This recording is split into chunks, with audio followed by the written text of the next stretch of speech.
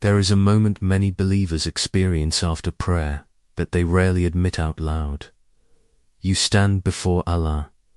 You raise your hands. You recite the words you have recited hundreds of times.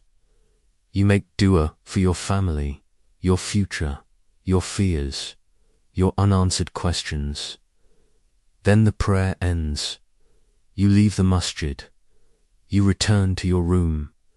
And somehow, the same anxiety is still sitting beside you.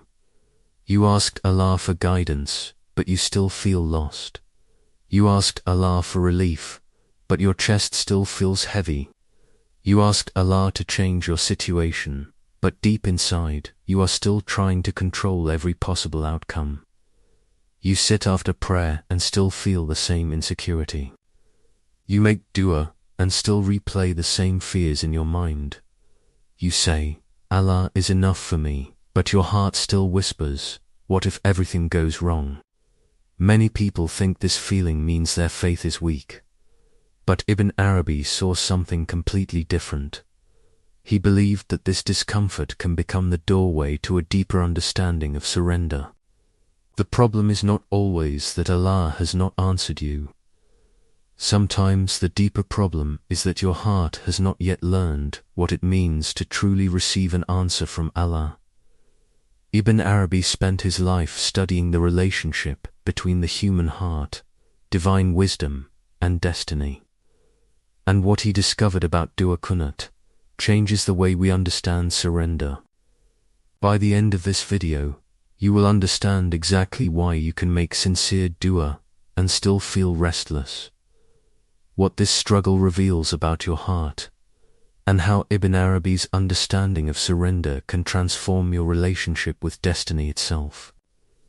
In this video, we are going to look at exactly 5 hidden realities inside Dua Qunut. First, we will look at why your heart can ask Allah for help, while secretly trying to control everything. Then we will examine how Ibn Arabi understood surrender, and why true surrender is not giving up, it is removing the illusion that you were ever in complete control. Then we will explore why your fears about destiny can actually reveal what your heart believes about Allah. After that, we will uncover the deepest meaning of servanthood, and why becoming a true servant is actually the path to spiritual freedom. And finally, we will look at the greatest paradox hidden inside Dua Qunut, how the destiny you want Allah to change may be the very destiny Allah is using to transform you. Today, many Muslims live with a painful contradiction. They believe in Allah's power. They believe Allah hears every dua. They believe Allah controls every matter, but emotionally, they still live as if everything depends on them. You plan every detail. You calculate every possibility. You try to predict every outcome. You constantly ask, what if this fails? What if this person leaves? What if this opportunity never comes? What if my future does not look the way I imagined? The problem is not planning. Islam does not teach you to abandon effort. The Prophet took means. He prepared, he acted, he made decisions. The deeper problem begins when your heart starts carrying a responsibility that Allah never placed on you. The responsibility of controlling the final result. This is where the insight of Ibn Arabi becomes powerful. Muhyiddin Ibn Arabi, who lived from 1165 to 1240, was one of the most influential Islamic thinkers in history. Many people know him only as a mystic, but that description is incomplete. He was a serious scholar of Islamic metaphysics, whose works explored existence, divine names, human consciousness, revelation, and the relationship between creation and the Creator. In his monumental work Al-Futuhat al-Makkiyah and his famous book Fusus al-Hikam, Ibn Arabi repeatedly returned to one central question: how does the human heart recognize Allah's wisdom while living inside a world it cannot fully understand? His answer was not that humans should stop desiring. His answer was not that humans should stop asking. His answer was that the heart must learn the difference between effort and ownership. You make the effort, Allah owns the outcome. Modern psychology has a name for one part of this struggle: intolerance of uncertainty. Researchers have found that many people experience uncertainty itself as a threat, causing the mind to search endlessly for control and prediction. Ibn Arabi described this deeper spiritual struggle centuries earlier through the human attachment to the illusion of independence. Science describes what happens inside the mind. Ibn Arabi explains what happens inside the soul. And this is what makes this discussion different from ordinary reminders about dua. This is not only about asking Allah for something. This is about understanding what happens to the person who stands before Allah and truly says, I cannot carry this world by myself. Because sometimes the greatest transformation is not when Allah changes the thing you are holding. Sometimes it is when Allah changes the way you hold it. Think of a man named Hamza.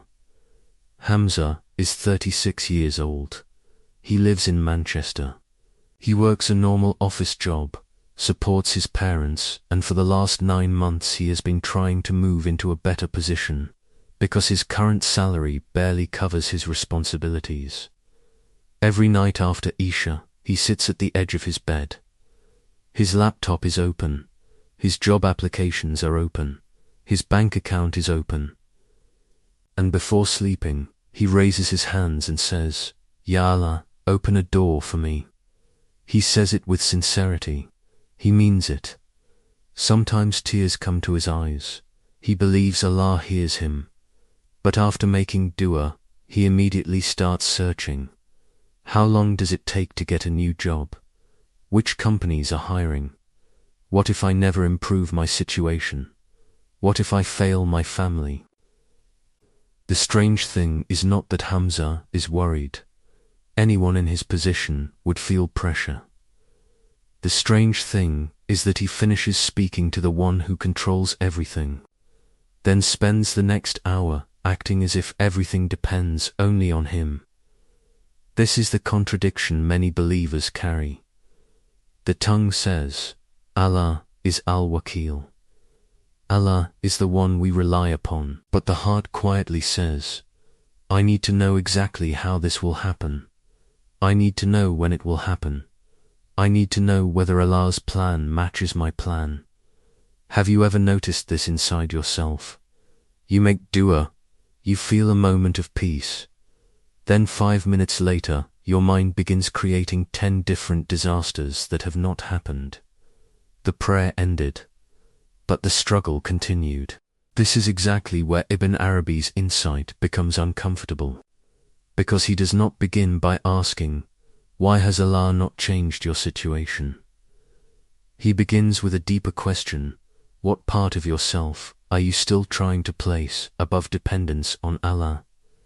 Ibn Arabi writes throughout Al-Futuhat al-Makkiyah about the reality of human dependence. One of his central ideas is Faqr, the complete need and dependence of the human being upon Allah. This does not mean humans have no value. It means humans do not possess independent existence.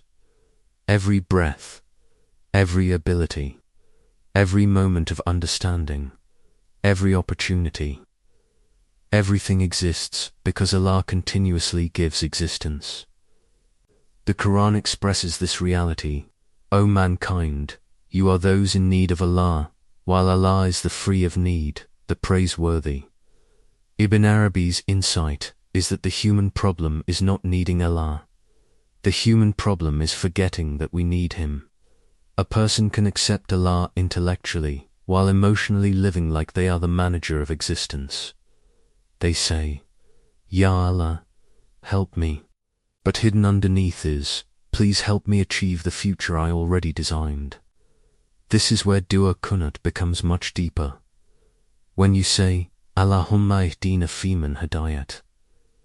O Allah, guide us among those you have guided. You are not only asking for a destination, you are admitting that your own vision has limits. You are saying, My understanding is incomplete. My sight is limited. Your knowledge surrounds what mine cannot reach.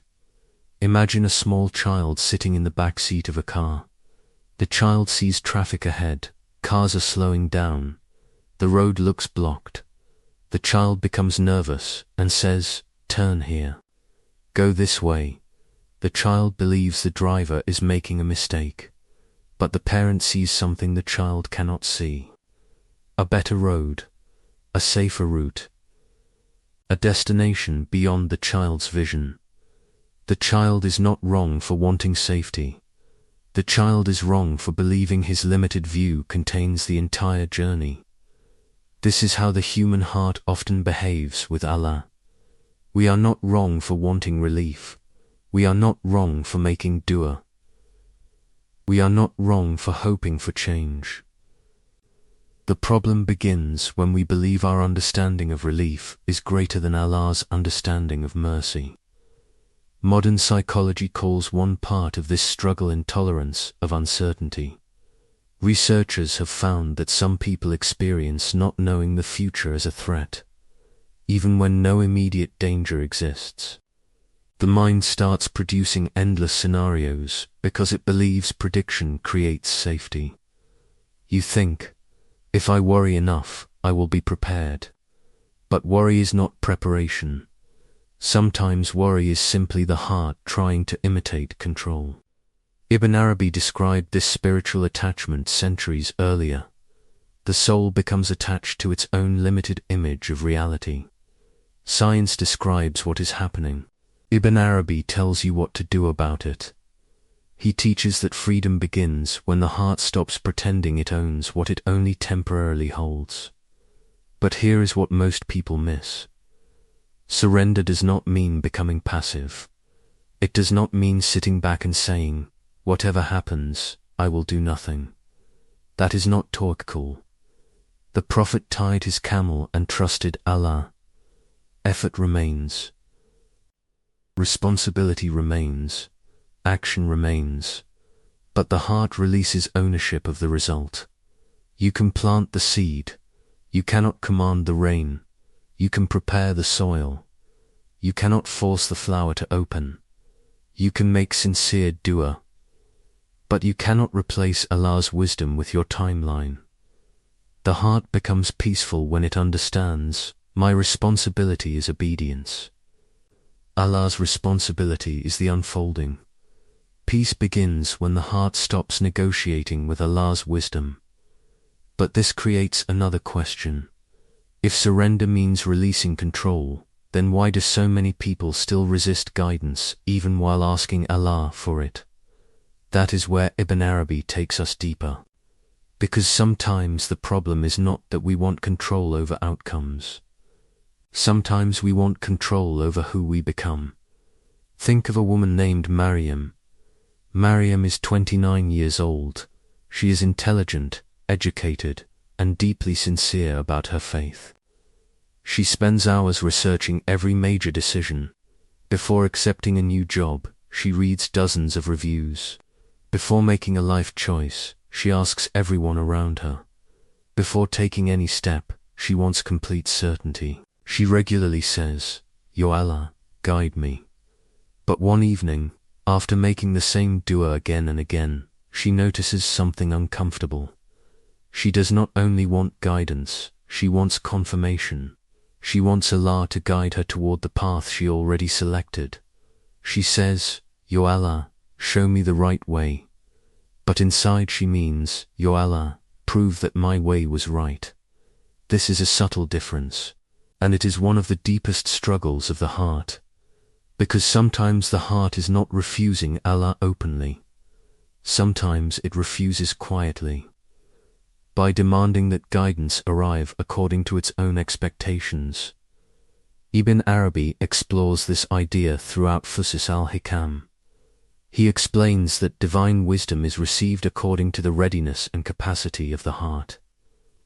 The issue is not that Allah's guidance is absent. The issue is whether the heart has created space to receive it.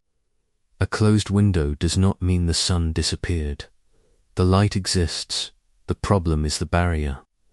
And many times, the barrier is not disbelief. The barrier is attachment. Attachment to our own image, our own plans, our own understanding. Imagine someone standing outside during heavy rain, holding an umbrella. The person complains, "Why am I not feeling the rain?" But the rain is falling. The sky is giving. The problem is not that mercy is absent. The problem is what the person is holding above themselves. The ego can become that umbrella. Not because the ego always wants evil.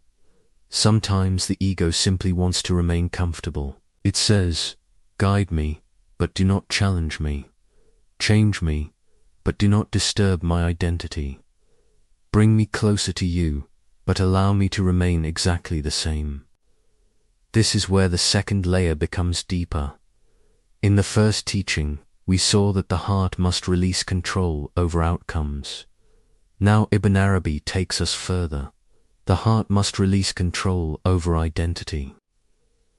Because many people are not only attached to what they want, they are attached to who they believe they are.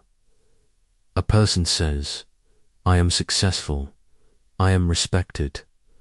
I am the one who always knows. I am the one who never fails." Then Allah places them in a situation where that image begins to break. And they think, "My life is falling apart." But sometimes what is falling apart is not your life. It is the false version of yourself you built around your life. This is where it gets uncomfortable, because we often ask Allah for transformation, but we imagine transformation without discomfort. We want the fruit without the seed breaking. We want the flower without the soil being disturbed. But growth requires something inside us to open. The seed does not become a tree by protecting itself. It breaks. It changes. It leaves the form it knew. And from that surrender, something greater emerges. Modern psychology calls this cognitive flexibility. Researchers have found that people who can adapt their interpretation of events experience greater emotional resilience. The same event can create different inner realities depending on how a person understands it. Ibn Arabi described this through the heart's ability to receive divine wisdom rather than remain trapped inside its own limited interpretation. Science describes the flexibility of perception. Ibn Arabi shows the spiritual purpose behind it. Ask yourself honestly, have you ever asked Allah for guidance while secretly hoping He would simply approve your existing desires? Have you ever said, "Ya Allah, show me the truth," while fearing that the truth might require you to change? This is not a question meant to shame you. It is a mirror. Because the heart cannot receive a new reality while protecting every old attachment. Guidance enters when the ego stops demanding a map before it walks. But if surrender requires releasing control and opening yourself to change, then another question appears. Why do some hardships make people closer to Allah while others make them bitter? The answer takes us into the hidden relationship between fear, destiny, and the way we see Allah. Think of a man named Yusuf. Yusuf is 42 years old. For 18 years, he has worked in the same small business. He wakes before Fajr, opens the shop, takes care of customers, and provides for his family. People around him see him as a responsible man, a reliable man, a man who has everything under control. But nobody sees what happens when he closes the shop at night. He sits alone at the kitchen table. The lights are off, his phone is in his hand, and he checks his sales numbers again. Then again. Then again. Because the business has struggled recently. Bills are increasing. Customers are decreasing. And a fear keeps returning. What if I lose everything? But that is not even his deepest fear. His deepest fear is something he does not say aloud. What if Allah is not taking care of me? This is the hidden pain. Not every believer fears the loss of money. Sometimes the deeper fear is the meaning we attach to the loss. A person does not only experience difficulty, they interpret difficulty. They look at a closed door and think, Allah has abandoned me. They experience delay and think, Allah is not listening. They face uncertainty and think, maybe I am forgotten. Have you ever felt this? A situation happens, and before you even understand the event, your heart has already created a story about what that event means about Allah. This is where Ibn Arabi takes us somewhere most people never consider. Many people see destiny as something happening outside them, something they either like or dislike, something they either receive or resist. But Ibn Arabi's understanding of existence is deeper. In Fusus al-Hikam, he explains that creation is not a meaningless collection of events disconnected from divine wisdom.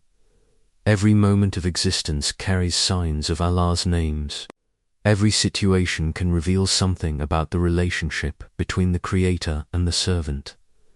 Think about the divine name, Al-Fatah, the opener. When do you truly understand an opening? Usually after experiencing a closed door.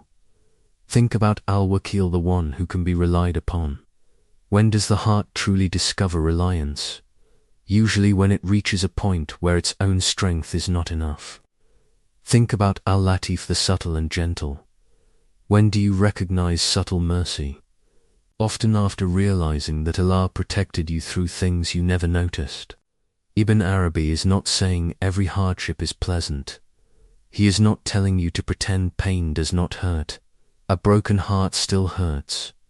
A financial struggle still creates pressure. A loss still creates grief. But he is teaching you to see another layer. The event is not only something happening to you. It can also become something through which Allah teaches you. Imagine standing 2 inches away from a painting. Your eyes see only one dark color. You say, this painting is ugly. This painting makes no sense. But then someone moves you backward. Suddenly you see the whole picture. The dark section was not the entire painting. It was one part of a larger design. Human beings often judge destiny while standing too close to one moment. We look at one chapter and declare the entire story. We experience one unanswered dua and decide Allah is silent. We experience one loss and decide Allah has removed mercy. But Allah sees the entire picture. Now here is where this becomes something you may have never considered. Most people think, when Allah changes my situation, then I will find peace. Ibn Arabi's perspective reverses this. Sometimes Allah gives the heart peace first. Then the person becomes able to see the situation differently. The external reality may remain unchanged for a period, but the inner relationship with that reality transforms. Look at Prophet Yusuf. His circumstances did not immediately change. The prison walls remained. The injustice remained. The separation remained. But Allah was transforming Yusuf before transforming his circumstances. The place did not define him. His relationship with Allah defined him. Modern psychology calls part of this process meaning-making. Researchers have found that people cope with difficult experiences better when they can place suffering inside a meaningful framework. 2 people can experience the same hardship. One thinks, my life is being destroyed. Another thinks, my Lord is teaching me something I cannot yet see. The event is similar. The interpretation changes the emotional experience. Ibn Arabi described this spiritual transformation through recognizing divine wisdom within existence.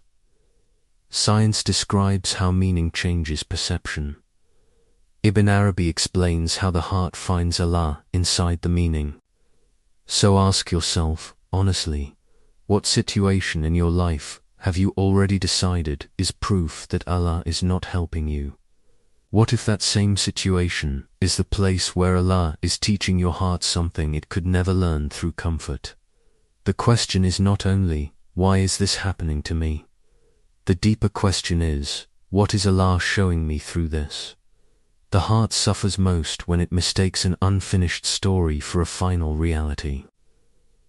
But even after understanding that Allah's wisdom exists inside destiny, another question remains. If Allah is always guiding, why does the human heart still struggle to surrender completely? This leads us to the deepest meaning of Dua Qunut, becoming a servant before becoming a receiver. Think of a woman named Fatima. Fatima is 56 years old. For almost 30 years, she has carried one dua in her heart. She wants her children to become closer to Allah. She has made this dua in Ramadan nights. She has made it after Salah. She has made it during moments when nobody else knew she was crying. She loves her children deeply. She does not want control over them. She wants goodness for them. But after years pass, she quietly asks, "You Allah, I have asked you for this for so long. Why has my heart not seen the answer I expected?" One night after Isha, she sits alone, and something changes. She realizes something she had never considered. Maybe Allah was not only listening to the dua she was making for her children. Maybe Allah was also working on the person making the dua. Maybe the journey was not only about changing them. Maybe it was about deepening her patience, her trust, her dependence, her understanding of mercy. This is the point where Ibn Arabi takes the conversation deeper than most people expect. Because many people approach Allah as receivers. They ask, they wait, they hope. But Ibn Arabi asks, who are you becoming while you are waiting? Throughout Al-Futuhat al-Makkiyah, Ibn Arabi discusses the reality of human servanthood, ubudiyya. For him, servanthood does not mean humiliation. It means discovering reality. The servant is not someone without value. The servant is someone who finally understands where value comes from. A branch connected to a tree is not weak because it depends on the tree. Its connection is the source of its life. The moment the branch says, "I do not need the tree," that is not freedom, that is separation from the source of life. The human heart has the same problem. We do not suffer because we need Allah. We suffer because we forget that we need Allah. This changes how we understand Dua Qunut. When you say, "We seek your help," you are not only asking for assistance, you are recognizing a truth about existence. My strength comes from you. My understanding comes from you. My ability to continue comes from you. My next breath comes from you. The dua itself is already a transformation, because it places the heart in its correct position, not as the owner of reality, but as the receiver of mercy. Here is the tension that Ibn Arabi resolves. In the first teaching, we learned, you must release control. In the second, you must become open to guidance. In the third, you must discover wisdom inside uncertainty. Now the final step. You must stop measuring your relationship with Allah only by outcomes. Because sometimes, the greatest answer Allah gives is not the thing you receive. It is the person you become while waiting. Think about rain falling on different surfaces. Rain falls on hard ground. The water disappears. Rain falls on fertile soil. The same water creates life. The rain did not change. The receiving ground changed. Allah's mercy is constantly flowing. The question is, what kind of heart is receiving it? A heart closed by resentment. A heart blocked by pride. A heart consumed by control. Or a heart softened by surrender. Modern psychology calls one aspect of this locus of control. Researchers describe how people struggle when they believe everything depends entirely on their own ability to control life. They also struggle when they believe their actions have no meaning. Islam creates a balanced vision. You act with responsibility, but you depend with humility. You take the means, but you surrender the final result. You move your feet, but you trust the one who created the path. Ask yourself, when you make dua, are you only asking Allah to change your circumstances? Or are you allowing Allah to change your relationship with those circumstances? Because sometimes the person making the dua needs transformation before the situation receives transformation. The heart that truly understands Qunut does not say, "You Allah, follow my plan." It says, "You Allah, make my heart able to follow your wisdom." The deepest dua is not changing Allah's plan, it is allowing Allah to change your heart's place within it. But now we reach the most surprising part. Because after everything we have discussed, one final paradox remains. What if the destiny you are desperately trying to change is the very destiny Allah is using to transform you? The most difficult truth about Dua Qunut is also the most liberating one. Sometimes the thing you are asking Allah to remove is the very thing Allah is using to bring you closer to Him. This does not mean every hardship feels good. It does not mean you should stop asking Allah for relief. It does not mean pain is automatically something you should accept without action. Islam never teaches you to romanticize suffering. A person who loses someone they love feels real grief. A person struggling financially feels real pressure. A person facing uncertainty feels real fear. But Ibn Arabi asks you to look beneath the surface. He asks, what is this moment revealing about your relationship with Allah? Because sometimes the greatest problem is not the difficulty itself. Sometimes the greatest problem is the meaning your heart attaches to that difficulty. A person loses a job and thinks, Allah has closed my door. A person experiences rejection and thinks, Allah does not want good for me. A person faces delay and thinks, my dua is being ignored. But Ibn Arabi's perspective creates a completely different vision.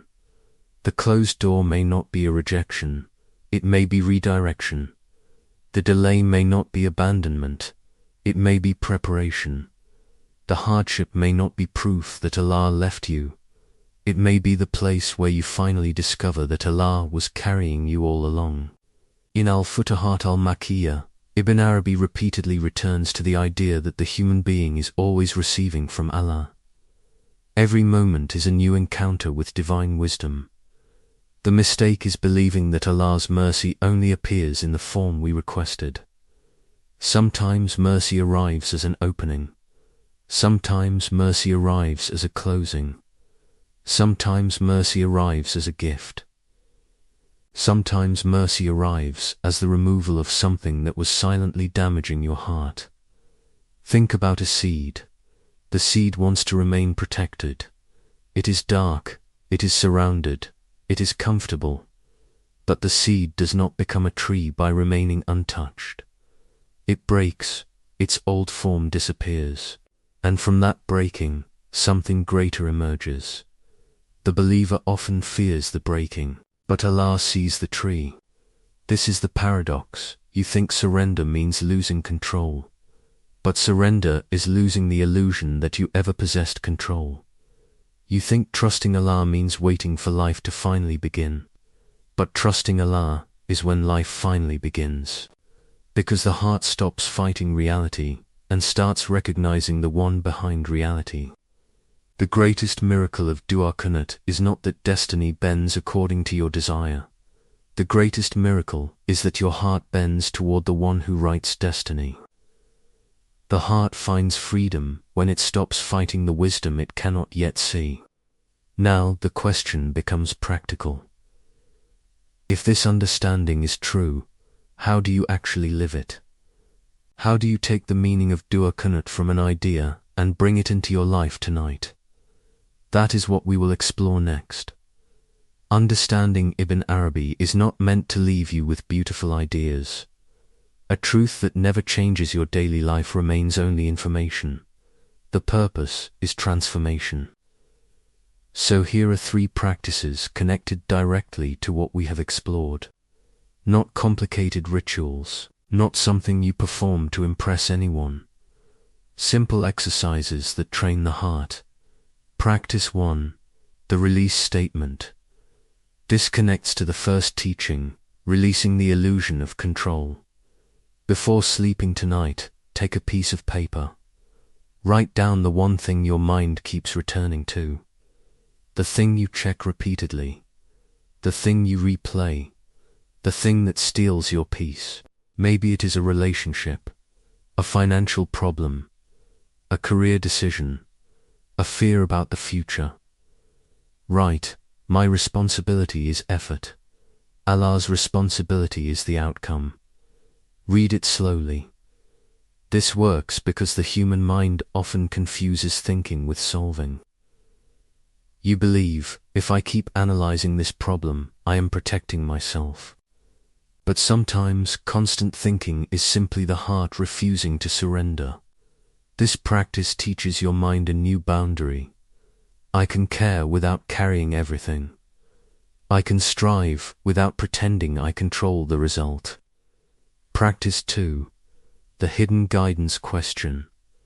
This connects to the second teaching, becoming receptive to Allah's guidance. When something difficult happens, do not only ask, Ya Allah, remove this. Continue asking for relief. But add another question, Ya Allah, what are you teaching me through this? This question does not mean every difficulty is easy. It means you refuse to believe that difficulty has no wisdom.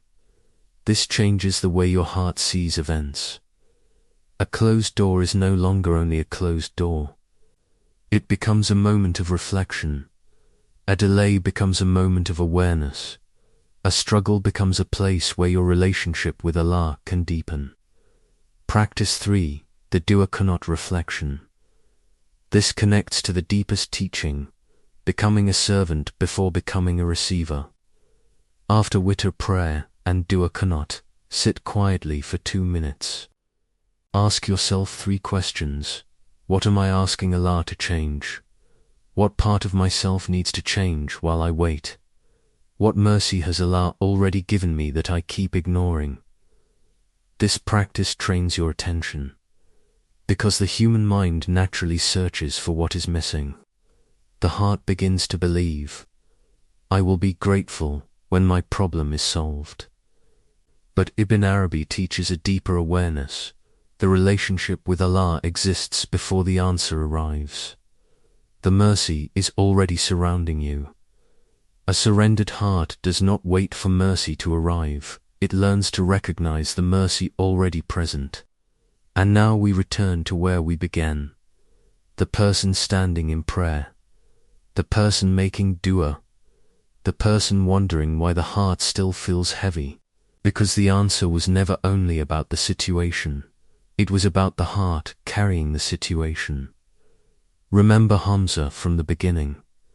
The man who stood after prayer, asking Allah to open a door. For years, he thought the closed door was the reason he had no peace. He thought, when Allah changes my situation, then I will finally feel calm. But after understanding Ibn Arabi's insight, he sees something different. Maybe Allah was not ignoring his dua. Maybe Allah was answering a deeper dua he never knew he was making. The dua to become someone who trusts, someone who depends, someone who stops carrying the weight of a universe that was never placed on his shoulders. Dua Qunut was never only a request from the tongue. It was a position of the heart. A person saying, Ya Allah, I will take the steps. But I know you write the destination. I will make effort. But I know you control the opening. I will ask you. But I will not limit your wisdom to my imagination. This is the hidden lesson Ibn Arabi saw. The greatest transformation in destiny happens when the heart stops fighting the one who writes it. When the heart surrenders to Allah, Destiny stops feeling like something happening against you and becomes the place where Allah is guiding you. Before you leave, sit with this question. Think about the last dua you made with tears in your eyes. What were you truly asking Allah to change the situation outside you, or the attachment inside you that was preventing peace? Write that answer honestly. Because sometimes the deepest answer from Allah begins with the question we finally become brave enough to ask ourselves.